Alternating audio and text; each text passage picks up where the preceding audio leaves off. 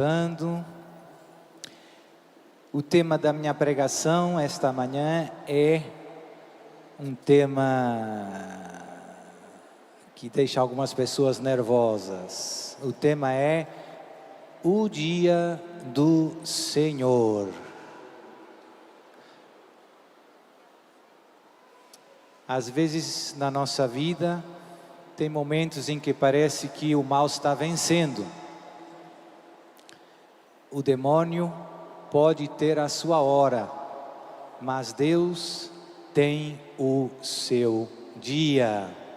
Diga para o irmão do seu lado: meu irmão, o demônio pode ter sua hora,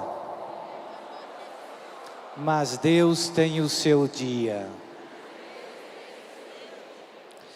Eu queria dedicar esta pregação ao nosso amado Padre Jonas Habib. Pode aplaudir.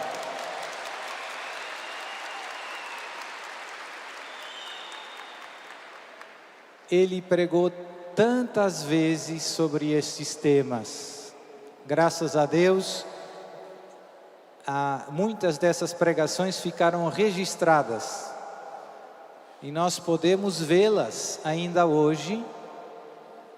Às vezes eu estou com os missionários da Canção Nova, falando sobre esses temas, e eles me dizem: Padre Jonas, há 40 anos atrás, disse exatamente a mesma coisa que o Senhor nos está dizendo agora. E agora temos a vantagem que muitas dessas pregações proféticas se foram realizando à frente dos nossos olhos. Então a primeira ideia que eu queria sublinhar é: não despreze a voz dos profetas que Deus continua enviando ao mundo. Não despreze a voz dos profetas que Deus continua enviando ao mundo. Tem até um livro que o Padre Jonas escreveu sobre esses temas, que eu penso que se chama Novos Céus e Nova Terra. É verdade? E também tem outro grande profeta que também já partiu poucos anos atrás, a quem eu também devo muito e a quem eu também quero dedicar esta pregação, que é o Padre Stefano Gobbi, um padre italiano que fundou o movimento sacerdotal mariano. Já ouviu falar? Pode aplaudir.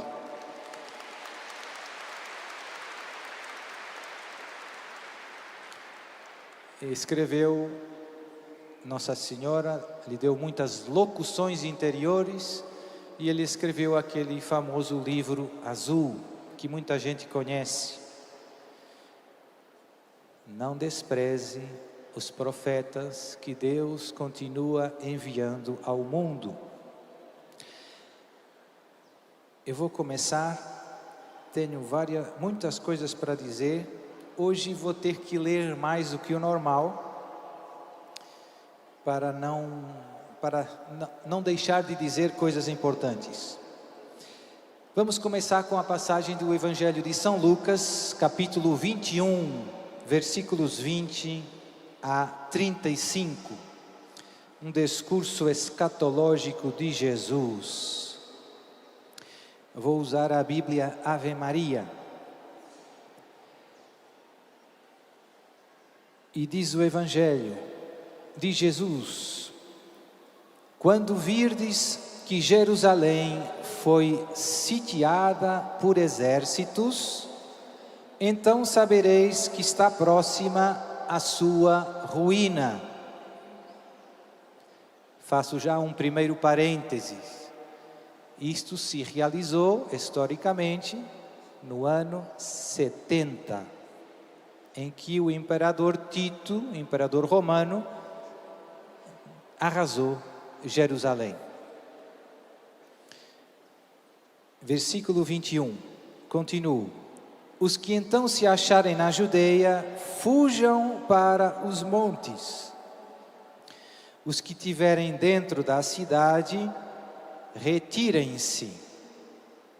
Os que estiverem nos campos, não entrem na cidade, porque serão dias de castigo, para que se cumpra tudo o que está escrito. Ai das mulheres que naqueles dias estiverem grávidas ou amamentando, pois haverá grande angústia na terra e grande ira contra o povo. Castigo, ira. Cairão a fio de espada e serão levados cativos para todas as nações, e Jerusalém será pisada pelos pagãos até se completarem os tempos das nações pagãs. Outro parêntese. Essa profecia de Jesus se realizou e se cumpriu há poucos anos. Depois de que Tito arrasou Jerusalém, de fato, os judeus foram dispersos, o templo foi destruído mais uma vez. Se quem já foi a Jerusalém, se vai lá, não tem mais o templo. E o Senhor Jesus diz que serão levados, os judeus, cativos para todas as nações. Muitos, por exemplo, foram para Portugal, antes de haver Portugal até. E Jerusalém será pesada pelos pagãos até se completarem os tempos das nações pagãs. Ou seja, quando é que Jerusalém acabou de ser pisada pelos pagãos e os judeus voltaram para Jerusalém? 1948. E esse fato devia nos fazer pensar. É algo de bíblico, é algo de forte que aconteceu. O povo eleito voltou para Jerusalém como Jesus tinha profetizado. Jesus tinha profetizado até se completarem os tempos das nações pagãs. Continua Jesus. E eu penso que o que vem a seguir tem relação com o que com esse cumprimento dessa profecia. Haverá sinais no sol, na lua e nas estrelas. Na terra a aflição e a angústia irão apoderar-se das nações pelo bramido do mar e das ondas. Os homens definharão de medo na expectativa dos males que devem sobrevir a toda a terra. As próprias forças dos céus serão abaladas. Então verão o Filho do Homem vir sobre uma nuvem com grande glória e majestade. Quando começarem a acontecer essas coisas, reanimai-vos e levantai as vossas cabeças, porque se aproxima a vossa libertação. Acrescentou ainda esta comparação: olhai para a figueira e as demais árvores. Quando elas lançam os brotos, vós julgais que está perto o verão. Assim também, quando virdes que vão sucedendo estas coisas, sabereis que está perto o reino de Deus. Em verdade vos declaro, não passará esta geração sem que tudo isso se cumpra. Passarão o céu e a terra, mas as minhas palavras não passarão. Velai sobre vós mesmos, para que os vossos corações não se tornem pesados, com o excesso do comer, com a embriaguez e com as preocupações da vida, para que aquele dia não vos apanhe de improviso. Como um laço cairá sobre aqueles que habitam a face de toda a terra. Vigiai, pois, em todo o tempo e orai, a fim de que vos torneis dignos de escapar a todos esses males que hão de acontecer e de vos apresentar de pé diante do Filho do Homem. Palavra da salvação. Glória a vós, Senhor. Então, tem muitas outras passagens. Eu podia ter escolhido o capítulo 24 de São Mateus, mas tem que fazer uma escolha porque não temos tempo para ver todas as passagens, mas temos tempo para meditar nas ideias centrais. Primeira ideia é a teologia sobre estas realidades últimas, a reflexão, a meditação sobre essas passagens da Escritura que se referem a esses tempos finais, não é fácil. Então, o primeiro passo é ser humilde. Não é muito fácil. E tem muitos temas sobre os quais nós temos dogmas muito precisos da nossa fé, mas sobre esses temas não tem tanta coisa, digamos assim, vinculativa. A interpretação não é simples, porque Deus não quer satisfazer a nossa curiosidade, mas sobretudo nos quer vigilantes. Há gente que diz: padre, mas ninguém sabe o dia nem a hora em que vem Jesus. Verdade, mas você acabou de escutar, Jesus nos convida a estar atentos aos sinais dos tempos. Assim também, quando virdes que vão sucedendo essas coisas, sabereis que está perto o reino de Deus.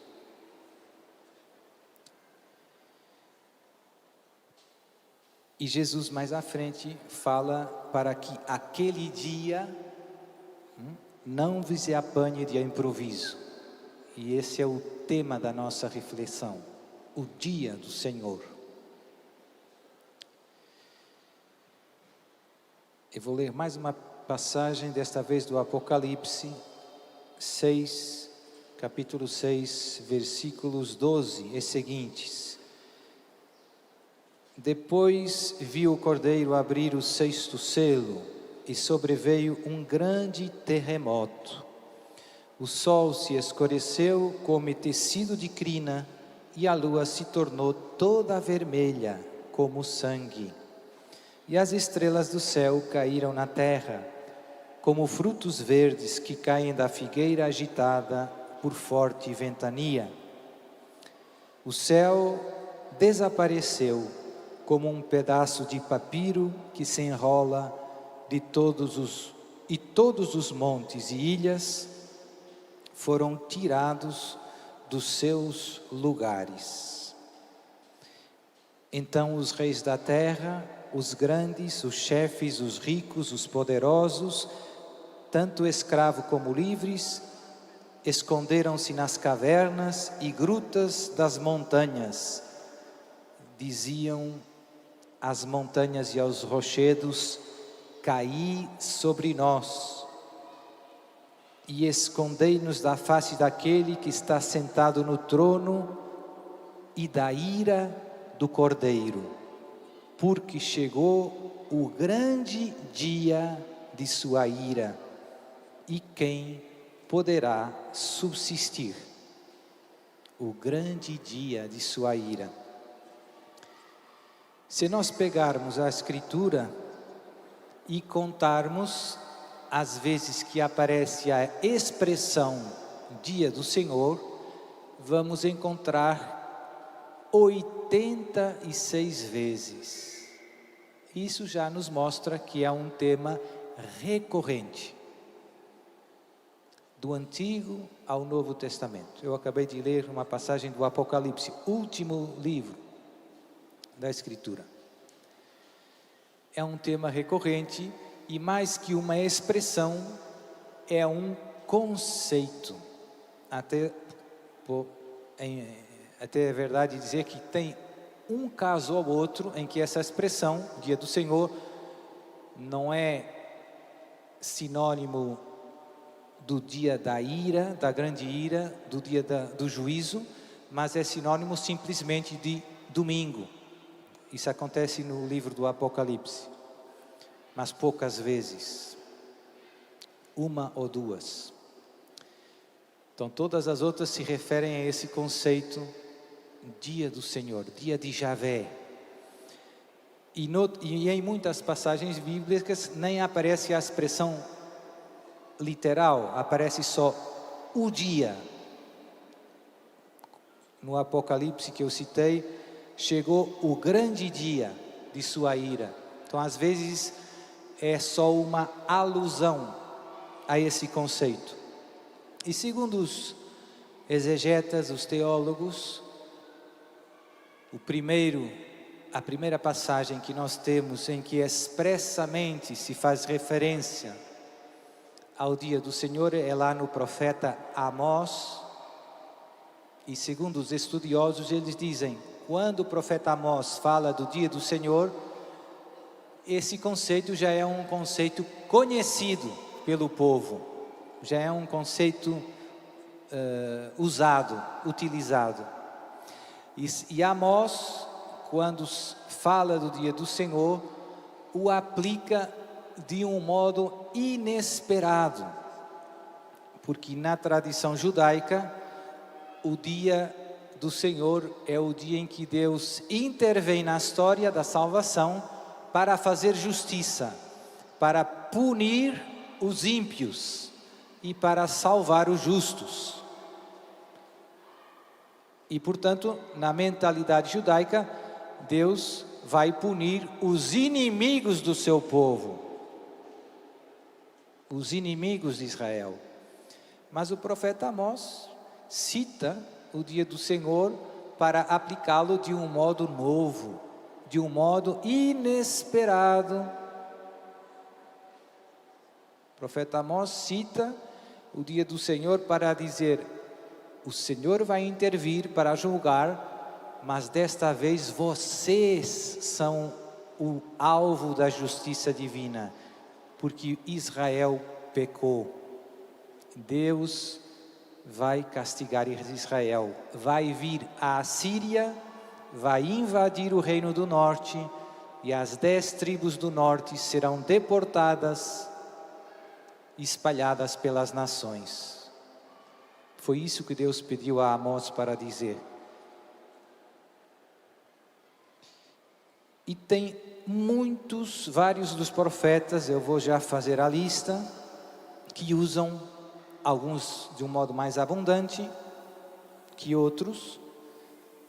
Isaías fala do dia do Senhor, Jeremias, Ezequiel, Daniel, Amós, Sofonias, Joel, Habacuque, Malaquias, Zacarias, Antigo Testamento. E no Novo Testamento temos os Evangelhos, eu acabei de citar São Lucas, Jesus fala, São Paulo nas suas cartas, São Pedro nas suas cartas, carta aos Hebreus, livro do Apocalipse.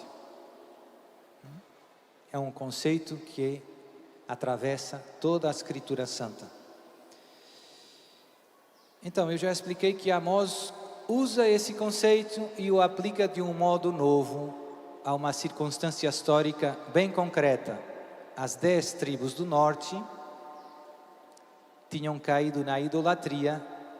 Deus tinha enviado profetas, Elias, para chamar o povo a si, a conversão. O povo não escutou a palavra dos profetas. Deus tem muita paciência mas chega um momento em que vem o castigo, que é sempre um remédio também amargo. E assim aconteceu. O profeta Amós anuncia a justa ira de Deus, o dia do Senhor, para castigar as 10 tribos, e a Síria arrasou o reino do norte. Nos outros profetas, esse conceito de dia do Senhor, o dia da ação justiceira de Deus, em que o mal é derrotado, os ímpios são castigados, se aplica a outros contextos históricos. O mesmo conceito se aplica em vários momentos da história da salvação. Tem a mesma conotação, intervenção extraordinária pela qual Deus castiga os ímpios, salva os justos, e em que se abre de algum modo um novo capítulo.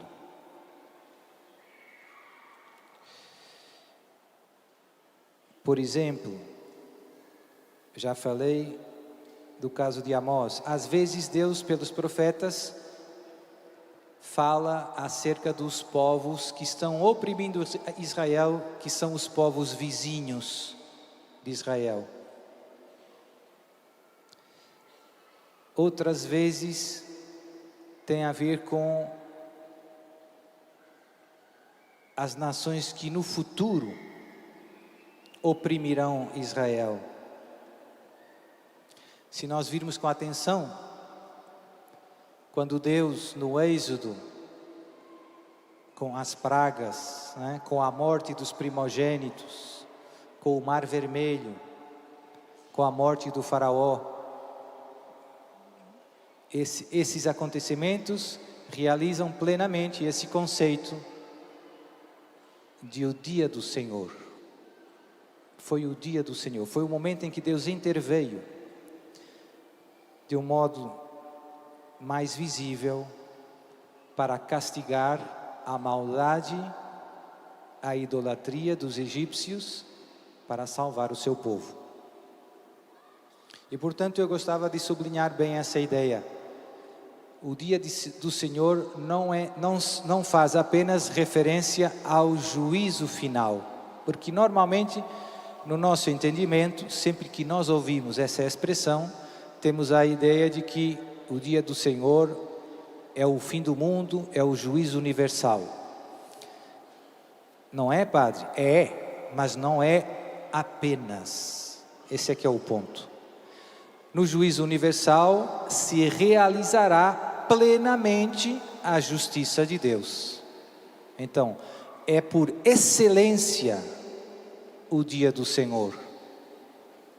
Mas ao longo da história da salvação, Deus também intervém com justiça em vários momentos, digamos assim, mais decisivos. Como eu dizia, Deus tem muita paciência com o mal.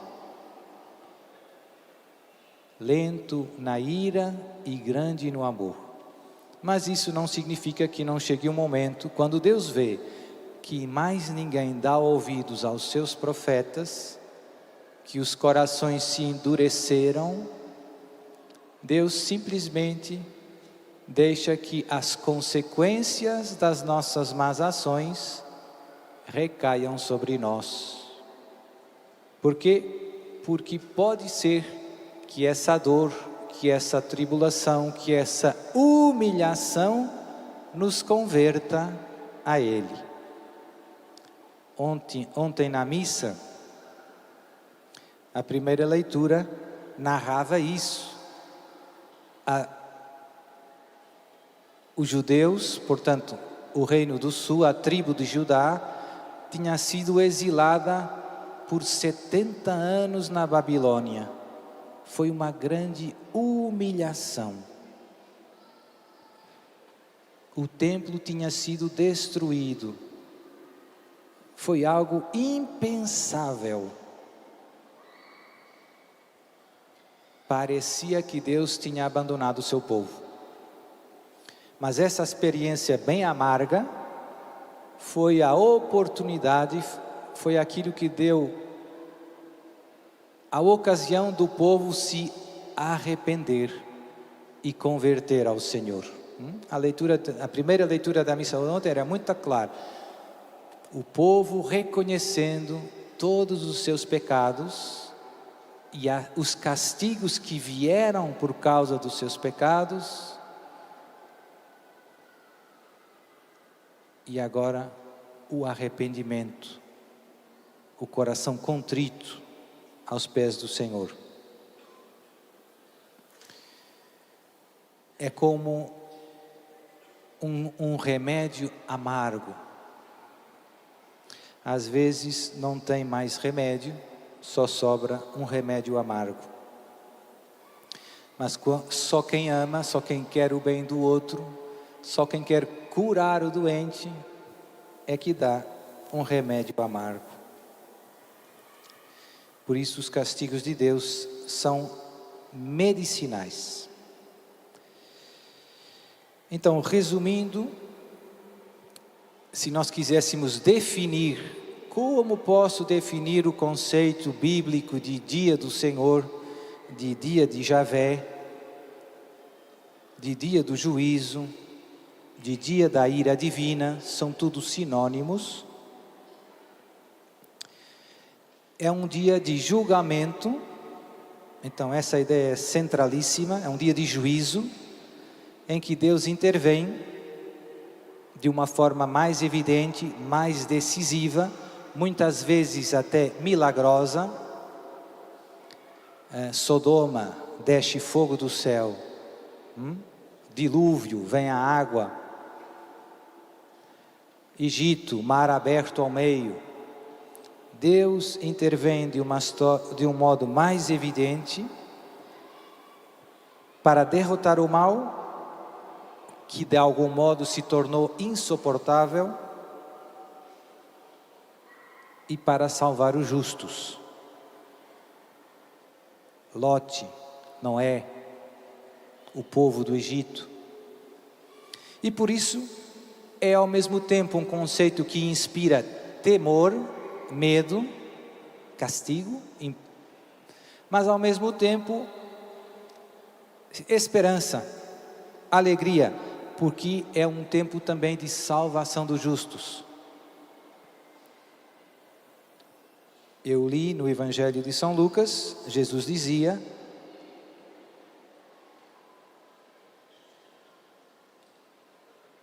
quando começarem a acontecer estas coisas, reanimai-vos e levantai as vossas cabeças, porque se aproxima a vossa libertação. É um tempo de castigo, de juízo, isso infunde temor, sobretudo a quem está vivendo no pecado, mas ao mesmo tempo é um tempo de salvação, que inspira esperança. Reanimai-vos e levantai as vossas cabeças, porque se aproxima a vossa libertação. Então, para nós cristãos, para nós que amamos o Senhor, que servimos o Senhor, falar destas coisas não é algo que nos deveria assustar. Porque se Deus intervém, é para derrotar o mal e para salvar os justos, para instaurar entre os homens o seu reino. Jesus diz: está perto de vós, porque se aproxima a vossa libertação. Muito bem. O que é que eu vejo, infelizmente? Eu vejo que, no mundo de hoje, tem alguns estudiosos, tem alguns judeus piedosos, no mundo de hoje que estudam as Escrituras, no caso deles, o Antigo Testamento, e eles estão conseguindo reconhecer os sinais dos tempos. E por isso tem vários judeus piedosos que dizem: irmãos, estamos próximo da chegada do Messias. Eles sabem reconhecer. Nas leituras que eu falei, tem alguns dos sinais. E também tem muitos protestantes. Às vezes eu faço essa pregação e tem alguns padres ou alguns fiéis que dizem: padre, mas essa conversa é conversa de protestante. E eu digo: infelizmente eles estão vendo e nós não. Tem muitos... eu vejo que nós estamos muito insensíveis aos sinais dos tempos. Os sinais estão todos aí, mas a gente não enxerga tanto. E muitos protestantes estão vendo claro, muitos sinais se realizando nos nossos dias. Já vamos falar dos sinais mais em concreto. Na minha opinião, o maior de todos é a grande apostasia da fé. É o sinal mais forte de que estamos nos tempos que precedem o dia do Senhor. E nós católicos, além das Escrituras, temos também algumas revelações privadas que, não sendo vinculativas, são uma ajuda, como diz o Catecismo, para interpretar os apelos de Deus em cada contexto histórico, em cada momento da história. E tem várias mensagens de Nossa Senhora que falam que a nossa geração, vai viver grandes mudanças.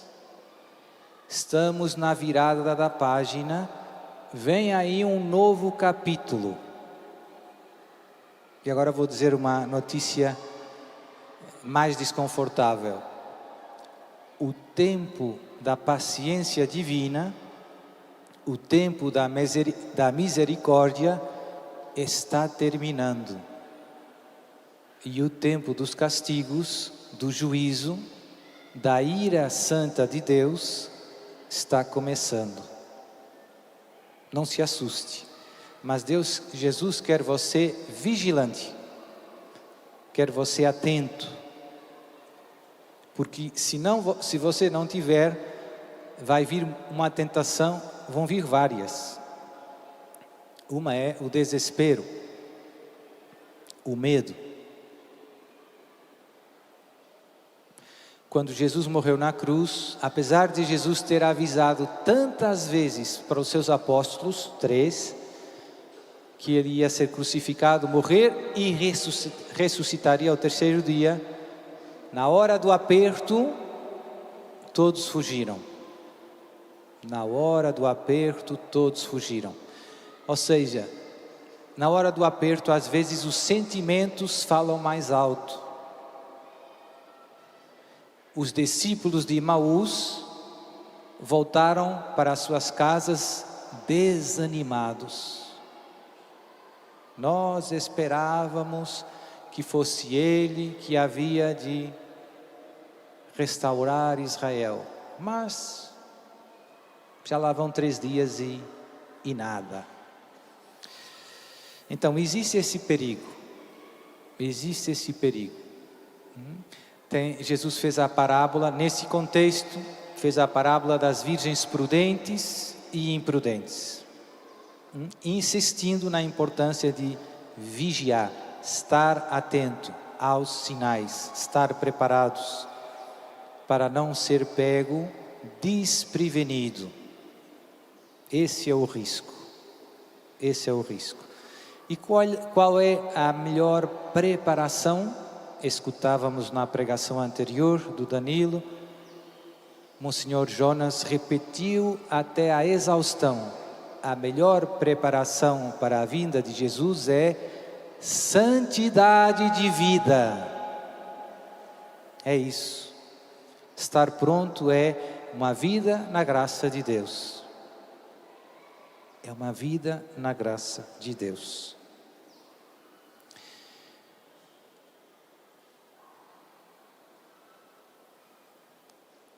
No tempo de Jesus, agora uma pergunta: João Batista, Jesus pregaram o dia do Senhor não apenas como uma realidade final, o juízo final, mas como uma realidade presente há 2000 anos atrás? Vamos ver. João Batista, na sua pregação, lá no Evangelho de São Mateus, ele diz: ao ver, porém, que muitos dos fariseus e dos saduceus vinham ao seu batismo, disse-lhes: raça de víboras, quem vos ensinou a fugir da cólera vindoura? Dai, pois, frutos de verdadeira penitência. Não digais dentro de vós: nós temos a Abraão por pai. Pois eu vos digo, Deus é poderoso para suscitar destas pedras filhos de Abraão. O machado já está posto à raiz das árvores. Toda árvore que não produzir bons frutos será cortada e lançada ao fogo. Nesta passagem, se nós virmos a nota que a Bíblia de Jerusalém nos dá, São João Batista fala da cólera vindoura, da ira. Se a gente usar a palavra ira, já soa mais com o nosso tema. E a Bíblia de Jerusalém diz, cito: a cólera vindoura se refere à ira do dia de Javé, que deveria inaugurar a era messiânica. Ou seja, João Batista está pregando que chegou o dia do juízo. Há 2000 anos. Não é que vai chegar. Chegou. O machado, diz ele, já está posto à raiz das árvores. Toda árvore que não produzir bons frutos será cortada e lançada ao fogo. No livro de Malaquias, Deus anuncia, Malaquias 3:23, vou mandar-vos o profeta Elias antes que venha o grande e temível dia do Senhor. Elias tem que vir antes do dia do Senhor. E Jesus, em Mateus 17, diz que Elias já veio. Ou seja, o dia do Senhor está ali. Mateus 17:10. Em seguida, os discípulos o interrogaram: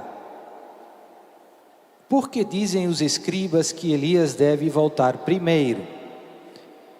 Jesus respondeu-lhes: Elias, de fato, deve voltar e restabelecer todas as coisas. Mas eu vos digo que Elias já veio, mas não o conheceram. Antes fizeram com ele tudo quanto quiseram. Do mesmo modo farão sofrer o Filho do Homem. Os discípulos compreenderam então que lhes falava de João Batista. Malaquias, antes do dia do Senhor, vem Elias. Jesus, Elias já veio, é João Batista. Isso significa que Elias não voltará mais, que não haverá outro dia do Senhor? Não. O Apocalipse fala, virão Elias e Enoque, antes do dia do Senhor. Ou seja, a profecia de Malaquias se realiza mais que uma vez na história da salvação. E Jesus disse expressamente que chegou o dia do Senhor? João 12, 31. Eu vou ler e você depois tira as suas conclusões. Diz o Senhor: agora é o juízo deste mundo. Agora será lançado fora o príncipe deste mundo. E quando eu for levantado da terra, atrairei todos os homens a mim. Mais claro, penso que é difícil. Agora, não é no fim do mundo. No fim do mundo também. No fim do mundo se realizará o juízo de Deus, como eu dizia, no modo mais perfeito de todos. O ponto final definitivo no mal é no fim do mundo. Mas Jesus diz, há 2000 anos, agora é o juízo deste mundo. Agora será lançado fora o príncipe deste mundo. Quando? No mistério da sua cruz.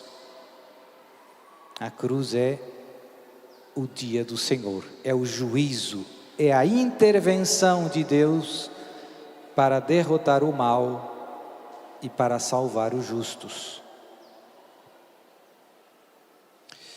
Mateus 27, versículo 45.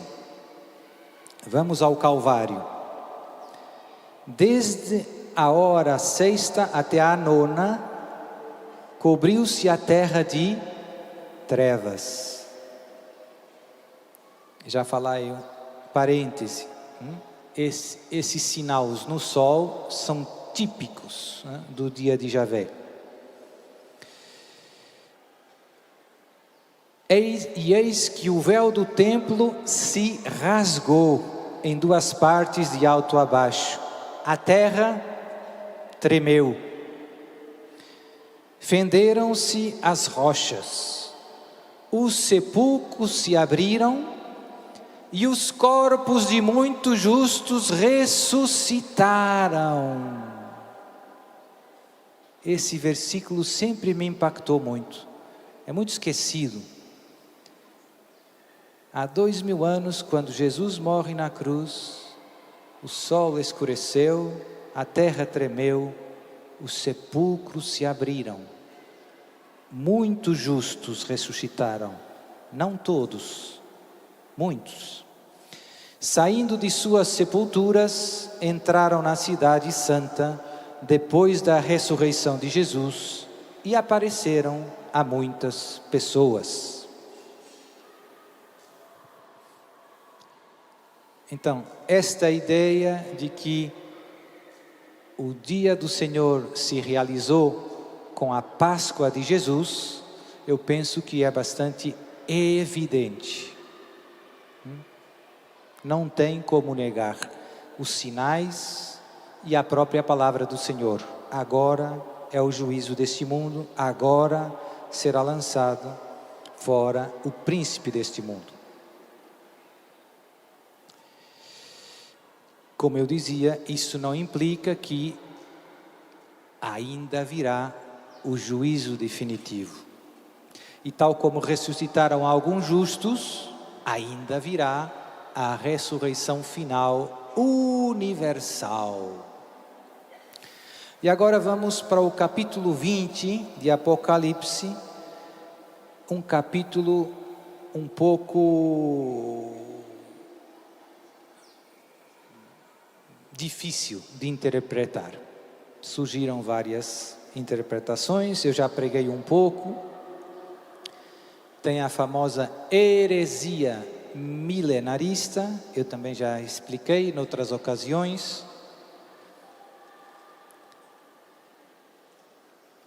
Mas São João diz, eu vou ler só os versículos que quero comentar. Capítulo 20, vamos começar aonde? Versículo 4. Vi também tronos sobre os quais se assentaram aqueles que receberam o poder de julgar. Eram as almas dos que foram decapitados por causa do testemunho de Jesus e da palavra de Deus. E todos aqueles que não tinham adorado a fera, eu gosto mais da besta, da tradução, ou a sua imagem, que não tinham recebido o seu sinal na fronte nem nas mãos. Eles viveram uma vida nova e reinaram com Cristo por 1000 anos. Os outros mortos não tornaram a vida até que se completassem os 1000 anos. Essa é a primeira ressurreição. Feliz e santo é aquele que toma parte na primeira ressurreição. Sobre eles a segunda morte não tem poder, ou seja, a segunda morte é o inferno. Mas serão sacerdotes de Deus e de Cristo. Reinarão com ele durante 1000 anos. Depois de se completarem 1000 anos, Satanás será solto da prisão. Um pouco antes, São João tinha dito que Satanás seria acorrentado, no versículo 1. Vi então descer do céu um anjo que tinha na mão a chave do abismo e uma grande algema. Ele apanhou o dragão, a primitiva serpente, que é o demônio e Satanás, e o acorrentou por 1000 anos. Então, os padres, antes do concílio de Niceia, os padres pré-nicenos, quase todos, eu penso que mesmo todos, fazem uma interpretação bastante literal desta passagem. Penso que o padre mais claro é Santo Irineu de Leão, bispo, doutor da igreja. Ele diz que, no fundo, ele distingue, baseando-se nessa passagem do Apocalipse, a grande tribulação, a vitória sobre o anticristo, precedem a paz messiânica, o tal reinado de 1000 anos, e depois é que vem o juízo universal e o fim do mundo. E antes desse juízo final tem uma outra tribulação que já não é a grande tribulação. E Santo Irineu diz que esta era a interpretação de o próprio São João. Cita Papias, que foi um bispo santo que São João ordenou. Então Santo Irineu diz que São Papias afirma que São João interpreta assim esta passagem do capítulo 20. Isso é importante, padre? Sim. Por quê? Porque uma coisa que aconteceu comigo foi, por exemplo, quando eu peguei no livro azul do Padre Gobi e comecei conhecendo as mensagens de Nossa Senhora sobre o fim dos tempos, tinha sempre algo que me deixava muito desconfortável. É que nessas revelações privadas e depois nas outras que eu conheci, se falava da grande tribulação, da derrota do anticristo, da vinda de Jesus e depois de uns novos céus e de uma nova terra antes do fim do mundo. E eu pensava, mas isso não é católico. Isso não é católico. Depois, com o tempo, estudando melhor, eu percebi que é uma possibilidade. É uma possibilidade que tem fundamento nas Escrituras Santas. Uma coisa que pouca gente sabe, o Padre Gobi era doutorado em teologia bíblica. Não era burro. Conhecia bem as Escrituras. E, então, aquelas mensagens de Nossa Senhora, grande tribulação, anticristo, falso profeta, manifestação gloriosa de Jesus e depois, triunfo do coração imaculado de Maria. Era esse o conceito que ele usava, que é o que está nas mensagens de Fátima. E depois, vendo outras revelações privadas, eu já contei algumas que me tocaram mais, por motivos da providência de Deus, me guiaram. Sempre o mesmo padrão eu via. Esses profetas do nosso tempo dizendo, estamos entrando na grande tribulação, vai vir o anticristo, vai vir a abominação da desolação. Lá no Padre Gobi, Nossa Senhora diz que é a abolição da Eucaristia. Vai chegar o momento em que vai deixar de haver missa. Profecia do profeta Daniel, que também se realizou mais do que uma vez na história. Lá, no tempo do Império Grego, no Apocalipse também, na questão das perseguições dentro do Império Romano, Zeus no Templo de Jerusalém, 2 vezes, e agora uma 3ª vez, pelo menos 3, profetizada por esses profetas. E por que é que essa interpretação, e o que é que aconteceu depois para esta interpretação do Apocalipse 20, quase desaparecer, digamos assim, da igreja?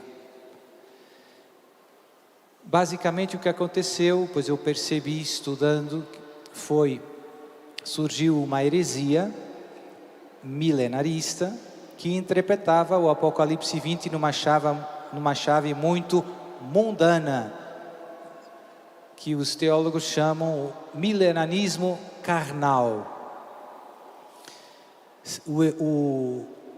O herege era Cerinto, e contra ele reagiu violentamente São Jerônimo. São Jerônimo disse, essa interpretação está errada.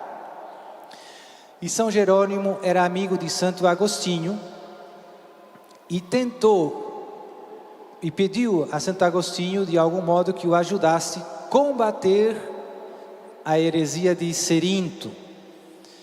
E Santo Agostinho, que inicialmente interpretava o capítulo 20 na linha dos padres pré-nicenos, antes do concílio de Niceia, elaborou a famosa interpretação alegórica do capítulo 20. Padre, a coisa está confusa, está técnica, é verdade, mas não tem modo de eu dizer isso de um modo mais fácil. Basicamente o que Agostinho faz é, essa primeira ressurreição, ele diz que já aconteceu. Nós já estamos no milênio, reinando com Cristo. Nós ressuscitamos pelo batismo. Nós já estamos reinando com Cristo. Então essa é a interpretação alegórica. Não era essa, segundo Santo Irineu, a intenção de São João. Mas é uma interpretação que funciona até um certo ponto. Só tem algumas passagens que ficam mais complicadas, que é, então, e o demônio já está aprisionado no inferno. Você acha que o demônio está aprisionado no inferno, meu irmão?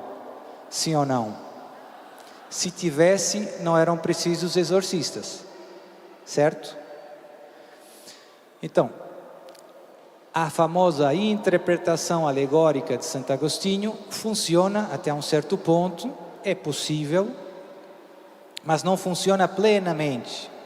E na minha opinião, não é dogma, você pode ter outra opinião, não é a intenção de São João, autor do Apocalipse.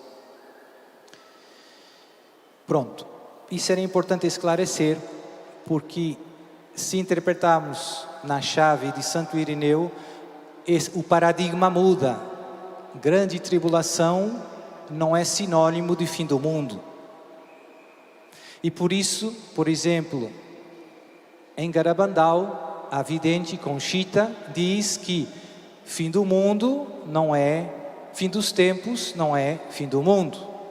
E também eu descobri que em La Salette, Melanie, a vidente, diz exatamente a mesma coisa. Fim do mundo, não, fim dos tempos não é fim do mundo. Porque eu vejo que um dos equívocos mais frequentes, quando eu falo sobre esses temas, falo sobre a grande tribulação, sobre o anticristo, sobre a vinda de Jesus, todo mundo acaba, quase todo mundo acaba pensando, fim do mundo. Não, fim dos tempos. Então, quais são os sinais? Quais são os sinais que precedem o dia do Senhor? São sinais que se vão intensificando. E são sinais cumulativos, e depois vem outro, e vem outro. Podemos agrupá-los em 3 grandes grupos. São sinais na sociedade, são sinais na natureza, terremoto, sol, lua, mar, ondas. E são sinais nos corações, como eu dizia, apostasia. Então, vou fazer a lista dos que eu consegui identificar rapidamente. E você depois pensa um pouco no que está acontecendo à sua volta no mundo de hoje. Aumento de guerras e conflitos.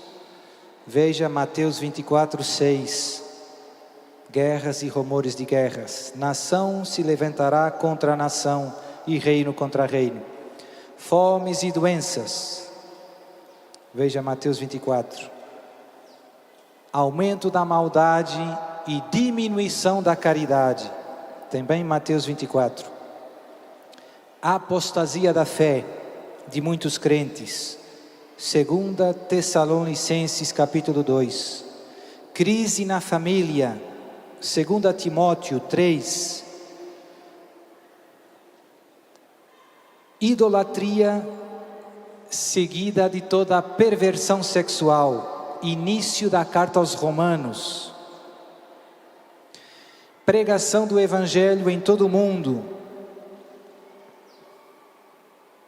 Mateus 24 afirma que se pregará o Evangelho a todas as nações e então virá o fim. Mateus 24, 14. Avanço do conhecimento. Daniel 12, 4. O livro de Daniel é muito importante. A famosa profecia das 70 semanas. Na minha opinião, estamos vivendo a última semana de anos. Esses 7 anos nos quais se encontra a grande tribulação. Então, segundo Daniel, nesses tempos, nesses últimos tempos, o conhecimento aumentará muito. Verdade? Hoje você tem o celular no seu bolso, você tem acesso a tudo. Sinais no sol, na lua e nas estrelas. Terremotos, mar, ondas, nuvens, trevas, fogo que desce do céu. Então, que está em muitas passagens dos profetas. Quais são as cenas dos próximos capítulos, Padre? Na sua opinião, o que vai acontecer agora? Então eu já afirmei que, na minha opinião, o tempo da misericórdia está terminando, o tempo dos castigos está começando. Eu penso que agora os problemas se vão aumentar, os castigos vão vir, esses que acabei de descrever, guerras, conflitos, problemas. Esse caos, eu chamo já o meu irmão Roberto Tanus, esse caos social vai preparar a humanidade para clamar por um Salvador. E isso vai dar a oportunidade ao anticristo de vir, e ele vai solucionar os males da humanidade. Vai trazer a paz e terminar com a guerra, vai trazer comida e acabar com a fome, vai trazer uma solução aparente dos problemas da humanidade, mas tem um preço.